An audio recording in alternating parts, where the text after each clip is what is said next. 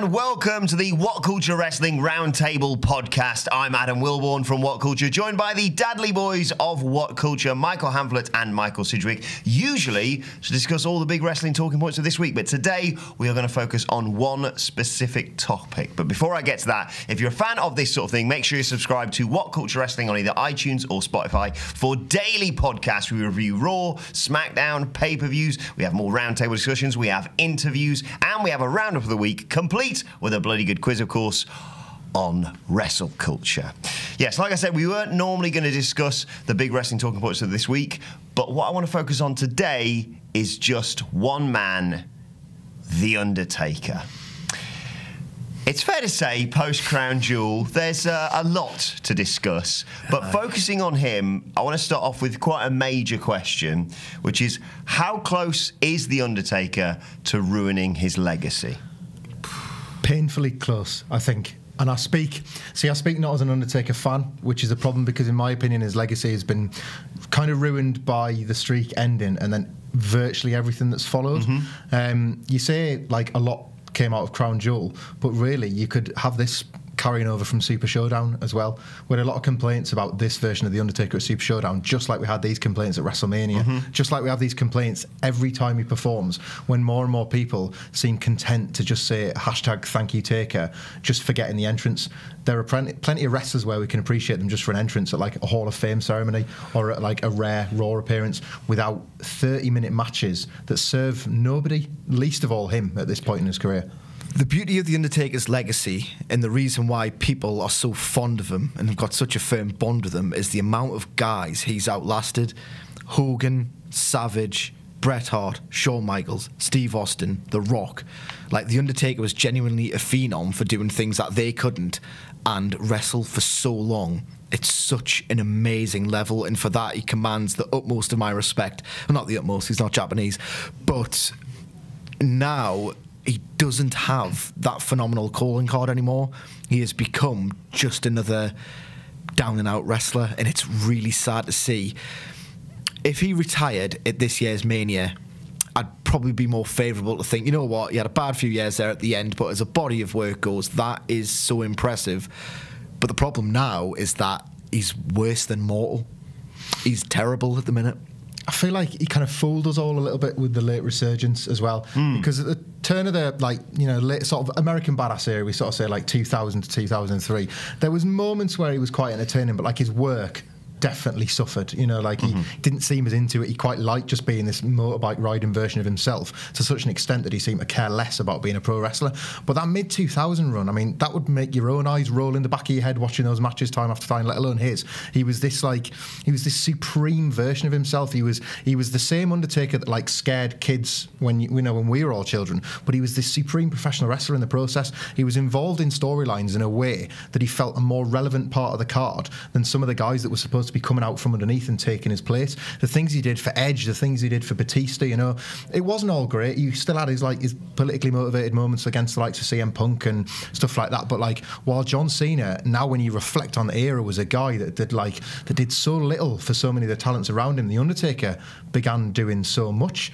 And this is just reverting, like this last few years has seen him revert to like the very worst of himself. You know, you don't need to look at the fact that like he's just gobbling up main event minutes against DX or his friends, or, you know, like what kind of like every pay-per-view that he appears on for the elongated entrance and all histrionics that comes with The Undertaker.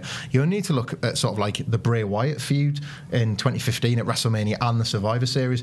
There was a character who was very fragile in this modern way that WWE do their television and needed The Undertaker to give back in a way that so many gave to The Undertaker, and he kind of resolutely failed to do that twice in quite high-profile ways. One of the only people he keeps at his level is Kane, and there's few less deserving of that than him.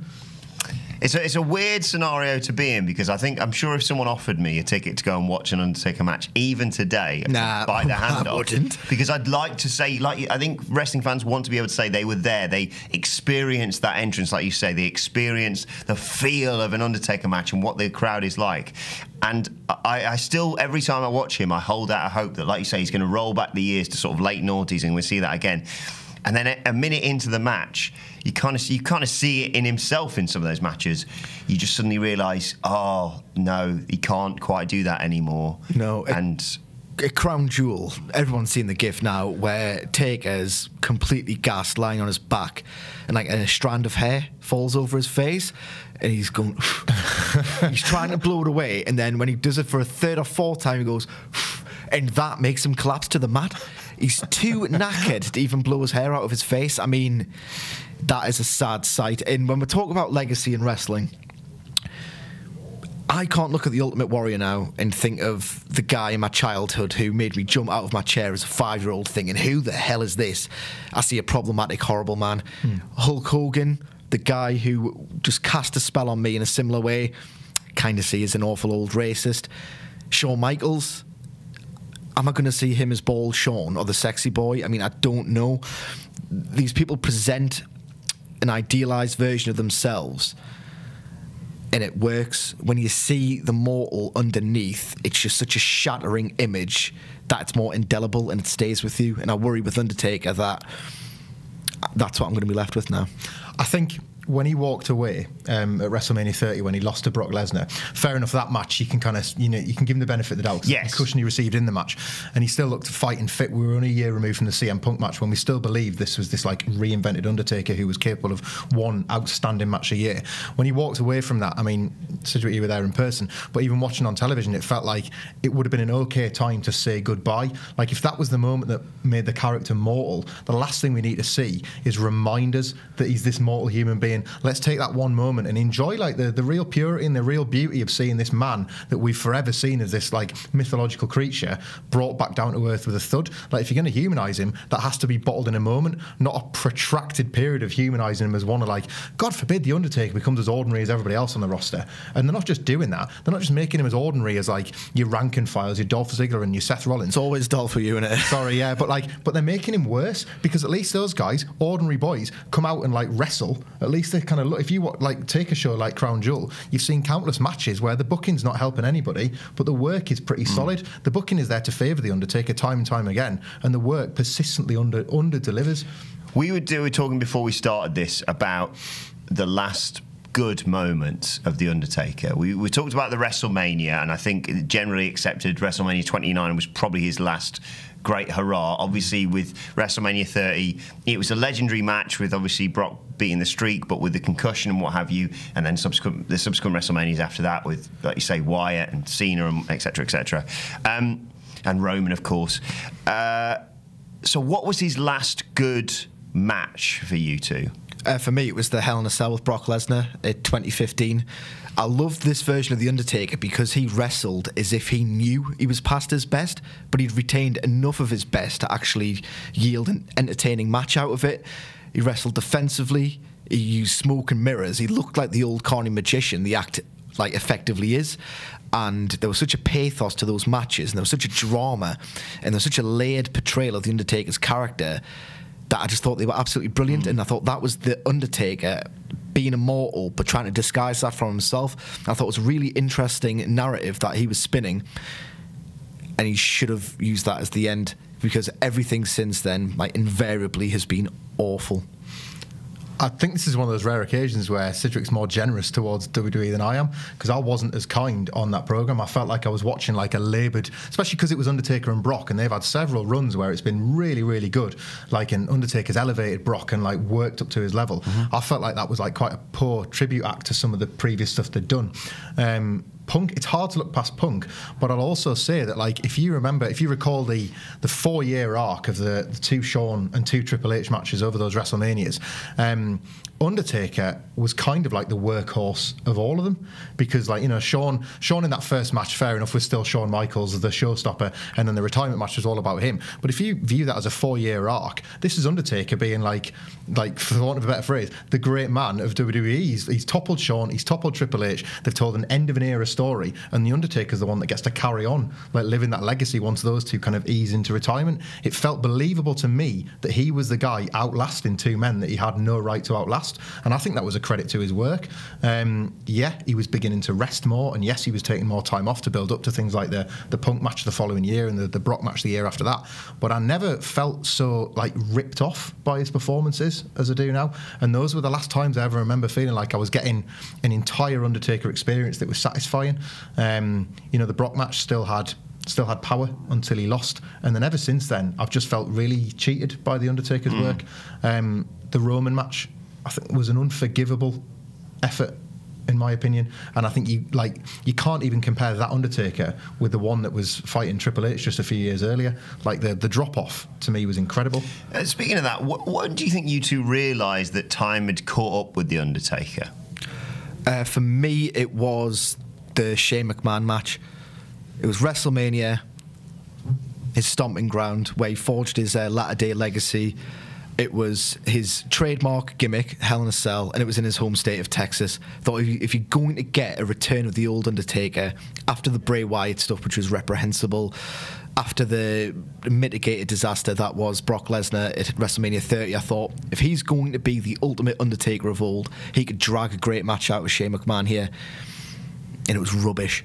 It was like it was the worst of the Undertaker. It was 2000, 2001. I like MMA, so I'm going to do some MMA stuff. Undertaker, he had a back and forth rubbish MMA style brawl with Shane that was geared around one particular thing, and I thought, I'm never going to see a good Taker match after this ever again. The guy's gone. So WrestleMania 32 for me. Yeah, it's hard to disagree with that. I could be more cynical and say 1999 when he was tag teaming with the Big Show and on about riding bikes to the desert. He had like 6 or 7 years as the best in WWE after that. Like he recovered that poor run to such a degree that like you can forget about that period. It's like a blip, really. Yeah, kind of. Yeah, it's hard to disagree with that because even when the booking was so designed to favour Shane McMahon as a guy that could somehow be the Undertaker's equal, the whole point of the Undertaker is we're supposed to believe that he's more powerful than anything, but like somehow he did look on Shane McMahon's level, and that's the biggest insult you can levy at him, is that like Shane McMahon shouldn't be anywhere near the Undertaker's orbit. And for those two to go back and forth, as you say, it was an insult to, I don't know, that veneer of reality that was supposed to have about the Undertaker's character. That match, it was dispiriting, it was just a depressing affair all around. By that lockbox, though. Moving on, let's slightly be positive here. Positive in patches, Yeah, let's discuss the better day, shall we say. What's your favourite Undertaker match of all time? My favourite Undertaker match of all time is from In Your House, Bad Blood 97, the inaugural Hell in a Cell with Shawn Michaels. Like, the Undertaker looked completely formidable in this match. Like, people love the supernatural element of WWE. I've never, ever liked it, even as a child. I've always thought it was just a little bit lame for my personal tastes. But The Undertaker in that match looked like Michael Myers and Mitsuru Misawa just had a baby and created a very frightening and very, very, very incredible pro wrestler. He was in incredible form. Shawn Michaels was a complete prick in 1997 by his own admission. As a man and as a performer, he transposed his real life personality into his character work phenomenally, and yet at the mercy of The Undertaker in that match. Your heart goes out to Shawn Michaels in that match because The Undertaker looked that much of a badass, that chilling. So for me, that match is just the absolute apex of his career. I can't really disagree because everything Sidgwick said about that match is so wonderful. But like Shawn as the trapped rat, I think is so good that I'm almost willing to say that was like a Shawn match for me more than an Undertaker one. I'm so partial to the Undertaker-Batista rivalry in 2007. It kind of reinvented both. I think people forget that, because the Undertaker had this great run, in the middle to the end part of the decade. I think people assume he was just knocking it out every week, and he really wasn't. There was some real dross in there. If you think about feuds with Kennedy and mission here, there was sort of some feuds with Kennedy and him teaming with Kane against Snitsky and Heidenreich and all that. Yeah. Real sort of dirge from the mid card of SmackDown. But then nobody saw that match coming. Vince McMahon didn't even see that match coming because he put it on in the middle of WrestleMania 23, away from the stuff that he deemed important. And them two saw that as a massive F you to their own boss to go and do something incredible. And after that, basically his faith as a professional wrestler was never questioned by Vince again. They main evented 3 or 4 more pay-per-views that year. The Hell in a Cell match at Survivor Series is just wonderful. It's the payoff to the feud because it feeds in Edge into the rivalry to kind of plant the seeds for an Edge Undertaker match in 2008. But it also gives the Undertaker and Batista one more reason to fight because the matches ended quite cheaply. an underrated gem of the Undertaker and Batista storyline is the Elimination Chamber the following year. The SmackDown Elimination Chamber was full of some of that SmackDown dross I just mentioned, and the Undertaker and Batista. They were the first two in. Big Daddy V, the Great Carly, and all the other guys just like got pinned along the way, and they were the last two there, and they were still entrusted. The Undertaker at his age and Batista at his sort of limitations were trusted with carrying the body of that match, and it was remarkable to watch, and they never ever failed to deliver. And that was the Undertaker that you could fall in love with. The to go back to Sean, the end sequence of the Royal Rumble 2007 really sticks out to me as well. A 10-minute end portion of a Battle Royal. Like, how did they have that in them? And how is this Undertaker that we watched today the same man that once did that? I honestly can't see that they're the same man.